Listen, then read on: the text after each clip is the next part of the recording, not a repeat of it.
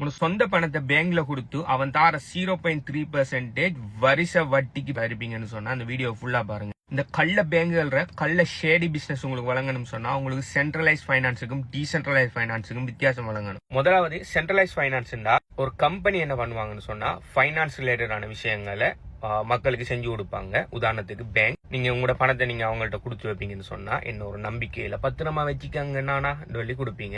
சரி தம்பி உங்களோட பணம் எங்கள்கிட்ட பத்திரமா இருக்குன்னு சொல்லி அதை வாங்கி எடுத்து அவனுகள் உங்களோட பணத்தை இன்னொருத்தருக்கு ஹோம் லோனாவோ எஜுகேஷன் லோனாவோ பிசினஸ் லோனாவோ கொடுத்து அதுக்கு கோடிக்கணக்குல சம்பாதிச்சிட்டு இருக்காங்க. அது மட்டும் இல்லாம அவனுக்கு நீங்க கொடுத்த பணத்தை மட்டுமே கொடுக்காம ஜஸ்ட் உங்களோட பணத்திட 10% மட்டும் அவனோட பேங்க்ல வச்சு போட்டு 90% ஃபுல்லா லெண்ட் அவுட் பண்ணானால் அந்த லெண்ட் அவுட் பண்ணதை ஒரு வாங்கினவன் அவன் திரும்ப கொண்டு அதை பேங்க்ல டிபாசிட் பண்ணானோன்னா அதை வச்சு போட்டு அதுல இருந்து 90% திரும்ப லெண்ட் அவுட் பண்ணான். இப்படி அவங்கள்ட்ட இல்லாத பணத்தையே மாறி மாறி லெண்ட் அவுட் பண்ணி பெரிய ஒரு மிகப்பெரிய பிரமிட் ஸ்கீம் ஒன்று ரன் பண்ணிட்டு இருக்காங்க அந்த கள்ள பேங்க். அவ்வளவு பெரிய பிரமிட் ஸ்கீமை உங்களோட கண்ணுக்கு முன்னுக்கே உங்களோட பணத்தை வச்சு ரன் பண்ணி போட்டு உங்களுக்கு வருஷத்துக்கு 0.3 வட்டி தாரானால் ஆனா வருஷத்துக்கு இன்ஃபிளேஷனே மோர் தென் 10% மேல போயிட்டு இருக்கும். அதடுத்து என்ன நாக்கு வலிக்கிறியா நீங்க?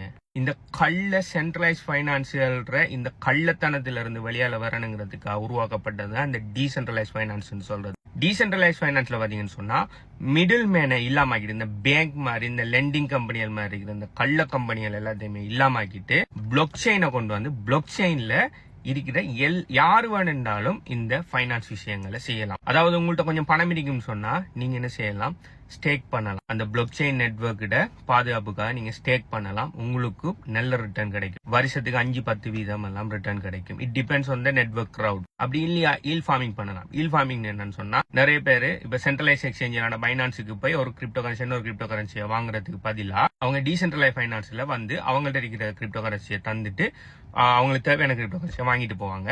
ஸோ அவங்கள்ட்ட இருந்து வர கிரிப்டோ கரன்சியை வாங்குறதுக்கு நீங்க என்ன செய்யலாம், உங்கள்கிட்ட ஏபின்னு சொல்லி 2 கிரிப்டோ கரன்சி இருக்கணும்னா அதை நீங்க டீசென்ட்ரலைஸ் ஃபைனான்ஸ்ல ஈல் ஃபார்மிங் பண்ணுவீங்கன்னு சொன்னா உங்கள்கிட்ட இருக்கிற ஏய வாங்கிட்டு உங்களுக்கு அவங்கள்ட்ட இருக்கிற பிஏ தந்துட்டு போவாங்க. இப்படி அவங்க மாத்திட்டு போறதுக்காக ஒரு ஃபீஸ் வந்து பே பண்ணுவாங்க. அந்த ஃபீஸ்ல உங்களுக்கு ஏர்ன் பண்ணலாம். Real earning. பேங்க்குங்கிற கள்ளன் உங்களோட பணத்தை வச்சு அவனுகள் கோடிக்கணக்கில் ஏர்ன் பண்ணி போட்டு உங்களுக்கு பீனட்ஸ் தர மாதிரி இல்லது.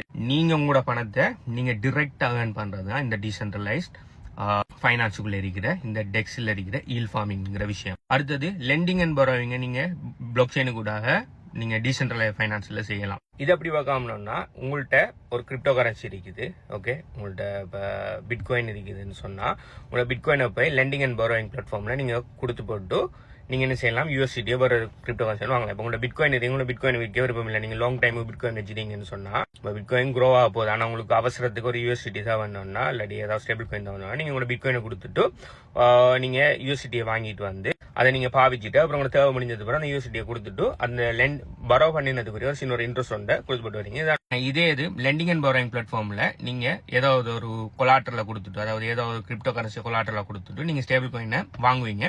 ஸோ இது யார் உங்களுக்கு தாரன்னு சொன்னா அதுவும் உங்களை மாதிரி சாதாரண ஆட்கள் தான் தருவாங்க. நீங்க அதே லெண்டிங் அண்ட் பரோயிங் பிளாட்ஃபார்ம்ல நீங்க லெண்டர் ஆகலாம். இப்போ உங்கள்கிட்ட ஏதாவது ஸ்டேபிள் காயின் இருக்குன்னு சொன்னா உங்களோட ஸ்டேபிள் காயினை அப்படி இல்லைன்னு சொன்னா ஏதோ ஒரு காயினால் நிறைய காயின்களை கொடுக்கலாம். அதுல போய் நீங்க லெண்ட் பண்ணி வைப்பீங்கன்னு சொன்னா உங்களோட காயினை யாரும் வாங்கிட்டு போவாங்க தானே, அவங்க வாங்கிட்டு போய் அவங்களோட தேவையெல்லாம் முடிச்சு போட்டு அவங்க அந்த காயினை திரும்ப கொண்டு வந்து தரக்குள்ள அந்த காயினையும் தந்து அந்த காயினோட சேர்த்து உங்களுக்கு ஒரு இன்ட்ரெஸ்ட் ஒன்று பே பண்ணி போட்டு போவாங்க. ஸோ உங்கள்ட்ட இருக்கிற சும்மா இருக்கிற பணத்தை நீங்க இந்த மாதிரி லெண்டிங் அண்ட் பரோயிங் பிளாட்ஃபார்ம்ல கொடுத்து நீங்க அதுக்கு இன்ட்ரெஸ்ட் ஏர்ன் பண்ணிக்கொள்ளலாம். ஸோ ஸ்டேக்கிங் பாத்தீங்கன்னு சொன்னா ஸ்டெடி ரிவார்ட்ஸ் ஏர்ன் பண்ணலாம் நீங்க. ஆனா லோ ரிஸ்க். பெரிய அளவுல இன்கம் ஏர்ன் பண்ணாட்டியும் நீங்க ஸ்டெடி ரிவார்ட் லோ ரிஸ்க்ல ஏர்ன் பண்ணிக்கொள்ளலாம். நீங்க ஈல் ஃபார்மிங் செய்யக்குள்ள ஹை ரிவார்ட் ஏர்ன் பண்ணலாம். ஓகே, நீங்க நல்ல காயின்களுக்கு நீங்க செய்யக்குள்ள பயங்கரமான ரிவார்ட்ஸ் ஏர்ன் பண்ணலாம். ஆனா இம்பர்மனன்ட் லாஸ்ட்னு சொல்லி ஒரு விஷயம் வந்தீங்க, சரியா நீங்க கால்குலேட் பண்ணி சேவிங்கன்னா இதுல நல்ல ரிட்டர்ன் பண்ணலாம். ஸ்டேக்கிங்கை விட கூடுதலான ரிட்டர்ன் ஈல் ஃபார்மிங்ல நீங்க ஏர்ன் பண்ணலாம். அடுத்து லெண்டிங்ல பாத்தீங்கன்னு சொன்னா நீங்க ஏதாவது கொலாட்டரல் கொடுத்து போட்டு பரோ பண்றது, இதுல நீங்க இன்ட்ரெஸ்ட் ஏர்ன் பண்ணுவீங்க. இதுல ஒரு மோடரேட்டான ரிஸ்க். ஸ்டேக்கிங்கை விட கூடுதலாக ஏர்ன் பண்ணலாம். ஆனா ஈல் ஃபார்மிங் மாதிரி கூடுதலாக ஏர்ன் பண்ணிடலாம்.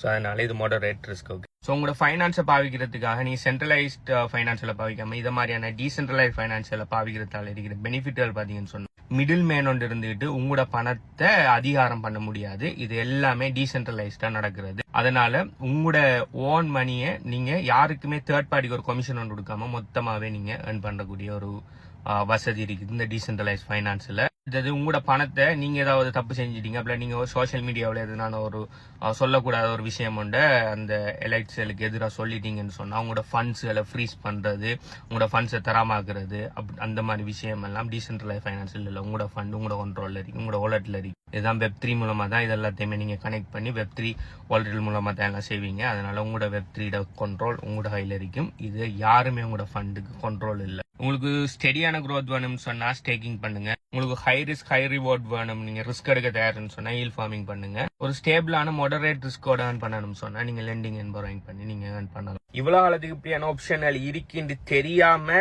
நீங்க பேங்க் கிட்ட பணத்தை கொடுத்து அவனை வருஷத்துக்கு தர 0.3% இன்ட்ரெஸ்ட் எடுத்துட்டு இருப்பீங்கன்னு சொன்னா இட்ஸ் ஓகே. ஆனா இதை மாதிரி ஆப்ஷன்கள் இருக்குன்னு தெரிஞ்சும் இதுக்கப்புறம் அவங்கள்ட்ட போய் அந்த 0.3% இருப்பீங்கன்னு சொன்னா I am very sorry for that.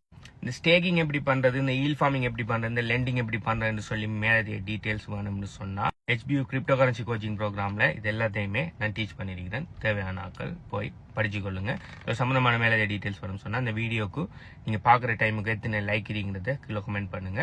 அந்த கோச்சிங் ப்ரோக்ராம்ல மேலே டீடைல்ஸ் தரேன். பை.